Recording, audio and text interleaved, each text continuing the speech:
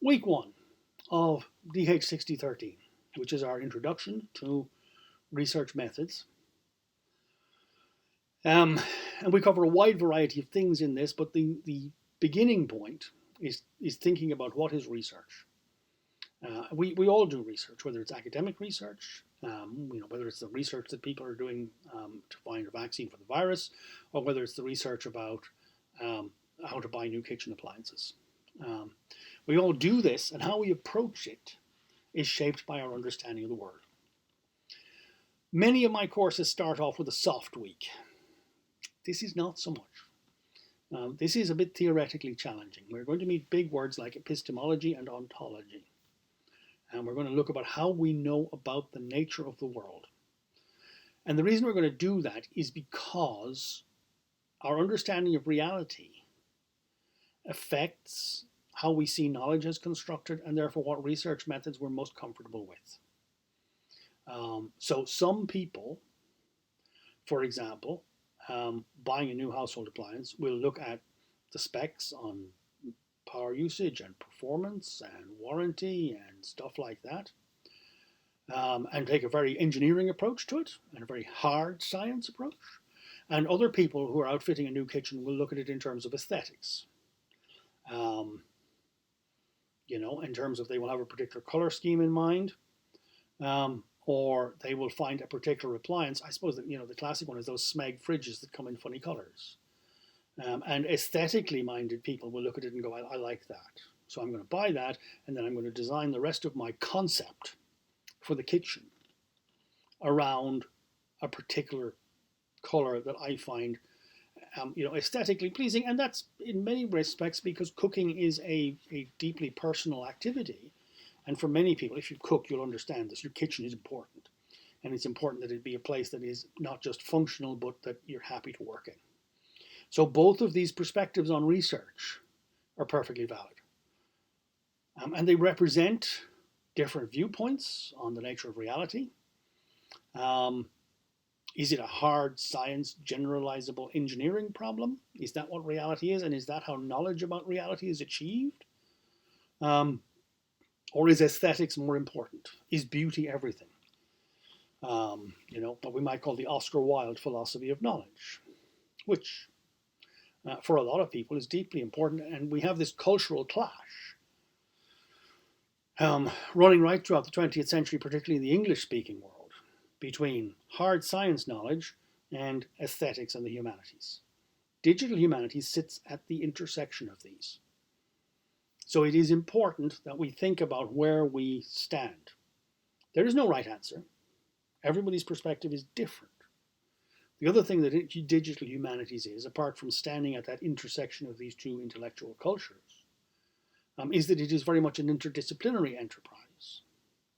And one of the important things in interdisciplinarity, in making effective interdisciplinary knowledge communities work, is understanding the perspective that other researchers have about the nature of reality, the nature of knowledge, what research methods are appropriate, what you should be looking for in the way of evidence. Understanding that and then working out how to negotiate an effective research strategy. And again, bringing this down to refitting your kitchen. If you have two people, one of whom is primarily a hard science engineering person and the other is an aesthetic person, then the key to a successful kitchen design for the two of them to work in is negotiating an acceptable compromise on the two different research methods and what is more important, the efficiency rating of your appliances or how they fit in with the aesthetic concept.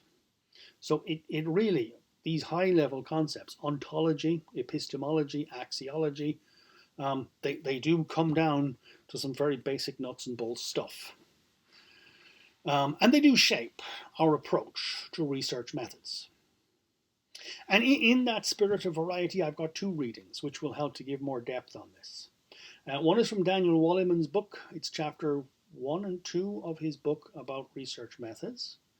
And I've taken one particular page out and made a separate image of it. I snapped this on the iPad, in which he lays out 5 levels from the most theoretical statements down to the basic level of what values you look for, whether you look for hard quantitative numbers or whether you look for idiosyncratic, idiographic, unique data points that signify key turning points in a particular process. So for me, that page is at the heart of his chapter. The whole reading builds around that, I think. Your mileage may vary. It's also the only place where he's got bullet points, I think. So he talks about the different levels. Theory, some concepts that appear there. What are indicators of these concepts? What are the sort of variables that we could look for, and where are the values? And this is very much a heading towards a quantitative research approach. This is looking at numbers. This is a hard science style research approach. Aesthetic approaches to poverty and health, art-based research, would have different issues here at the lowest level. So that chapter talks about research methods and this whole structure from theory down to practice in a very humanistic way. He tells a story, right? And it's very different to this other example, which is Understanding Research Philosophies and Approaches, which is written as a textbook. So the organization is different. The fundamental truths in it are the same. This is an attached PDF, and of course, if you click on it, in some browsers, nothing will happen except the little download button here will flash because it's downloading it and the copies of the thing are, and you'll wonder, where is it? Well, it's in your downloads, depending on the behavior of your web browser. And if I've got it here in preview, oops, that's not it.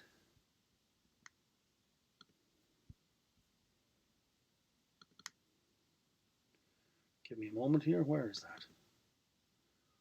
There it is. Right. And it's all over the place. And there we go. Right. So let me slide that over here. So this is, I actually didn't capture the reference of the book that I took this chapter from. But as I said, in contradistinction to the Wallman book, which is written as telling a story, this is textbook. So it's got learning outcomes. And it talks about epistemology, the nature of knowledge, ontology, the nature of reality, axiology, which is what we value. It's a business research textbook. Talks about different types of research perspective, research paradigms. Talks about the different types of research, deductive and inductive. I can never keep these straight in my head. I can never remember which is inductive or deductive, so I'm not going to complain if you get them mixed up. And then it, of course, it moves towards a set of questions at the end of the chapter which invite you to state your own positions on those. So it does exactly what I'm getting you to do here, except with more colors on the page and bullet points and section numbers. It has this useful diagram which goes from philosophies of knowledge, from radical structuralist down to positivist, which this is the hard science end, and this is the Galwa smoking French intellectual end, putting it crudely, with no disrespect to Galwa's smoking French intellectuals with their Polonax and Berets and absinthe, right? But this is the spectrum.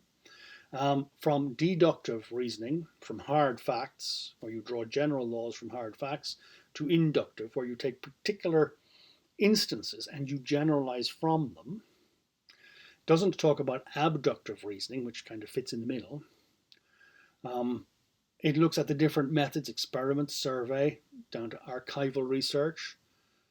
So these all line up. It talks about, again, how many methods you use. Most research now uses mixed methods. There's an expectation that good research will use several different methods in order to cross-reference and triangulate the conclusions. Talks about the time period, the types of data. So the research onion, that's quite a common diagram. You'll find many versions of it. It has some case studies. It talks about understanding your research philosophy.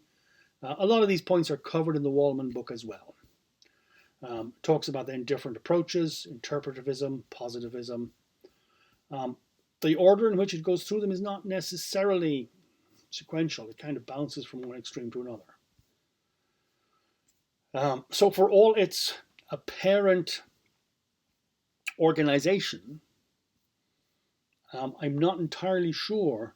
For me, the Wallman one works better. Because in spite of the nice headlines and the graphic layout and stuff, it doesn't quite, I don't like the organization of this. But your mileage may very well vary. And it talks about analysis for social theory and why you do analysis. This is also possibly a little longer, and then it talks about management research, and it has bullet points. If you like bullet points, this has bullet points, the knowledge gap, and it has references and research choices, deduction. It goes on. You don't have to read it in excruciating detail, nor do you have to read Wallman in excruciating detail. The boxes, we're starting off here. We're getting a general picture. There is not, the Spanish Inquisition is not going to come and torture you about the details of each of these readings. Read the one that you like best. Read the one that speaks to you. Don't struggle with the one that doesn't look like it makes sense at all. Pick whichever one you least dislike and go with that. And there's a summary at the end. And there's some self-check questions, which is useful. And there's a lot more there than I need, because and in fact, there's just diagnosing your research. There's a couple of questions here which might be useful. These might actually be useful to everyone. Is there one single reality, or does everybody construct their version of reality differently? The value-laden question points toward the question of ethics and inbuilt values, and whether the values of a particular field shape the research. Whether a researcher can be separate from, how far can you be separate from the research? How far is your approach to your research affected by your approach to it and your worldview? How much can you distance? I'm not going to say anything more about that. We can have an argument about that. That's one thing that we can have an interesting discussion about. And how far you should use a variety of things. There's some more questions there. So essentially what we're doing here, in a less formal way, in the discussion thing, is you're looking at questions like that, not all of them because they're not all relevant. You're writing a couple of hundred words about this, and you're discussing them. We're discussing them in class, and what we will do is we will, here we go, back to this. In the discussion, how do we know about the world? Look at the two readings, pick whichever you prefer, read through it, noting which of the approaches you most or least like, get some idea what research method you're most comfortable with. And I've said here that, say, by Saturday night, have a short reaction to the ideas you find in the reading. Think of the reading as a provocation. Agree with it, disagree with it. There's no set answer. During the course, your answers may change, which is great. Okay? It doesn't have to be complete sentences. It can be bullet points. It can be simply a list of agree with, disagree. It can also be a list. You can also mention things which you find unclear. Things that you stumble across that don't make sense to you. I don't understand this. Just mention it and we'll have a look at it. Very often we'll find that the same things will come up again and again, right? So, and that will then, there will be a discussion thread. And while I'm putting a deadline of sometime on Saturday for this, obviously, you do not have to wait until then, and the sooner you do it, the better. Because the sooner you do it, then we can start reading each other's contributions and having a discussion. Because while I obviously want people to post, I also want people to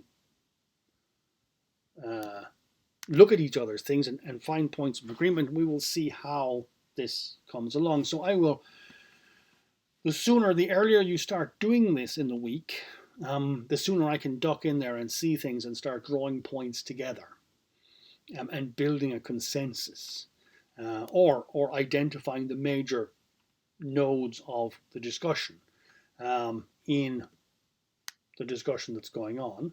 So we will say Saturday, and that should come up in your to-do and it'll appear on your calendar. And I am going to, while I'm at this, set the switch on date for this so it becomes visible at the start of the course. In fact, you know, I'm going to switch this on much earlier in case people want to look at it ahead of time. And I'm going to set now 4 weeks. I'm going to set the 1st of November as the last day for posting in this forum, just in case people get behind, although you shouldn't, right? It'll still be visible and you can still read it, but after the 1st of November you won't be able to post in it. So that's to try and, you know, again, structure your work and get some kind of organization on things and help people. So there you are. To-do date is up there, and that should be visible to people. And indeed, some of you who are already in 6013, which is published, will suddenly find that this has popped up in your to-do calendar before this video is even uploaded. Surprise! Life is full of surprises. Learning is often the best learning comes from surprises. So that's where we have that. And we shall see how that discussion unfolds and build on that through the course. And we may come back later on and look at it later on towards the end of things. We may review this and go, well, do we still feel the same about research methods? And that will be an interesting conversation to have at the end of the course and at the end of our little voyage of discovery through research methods for whatever purpose we are engaging in the research.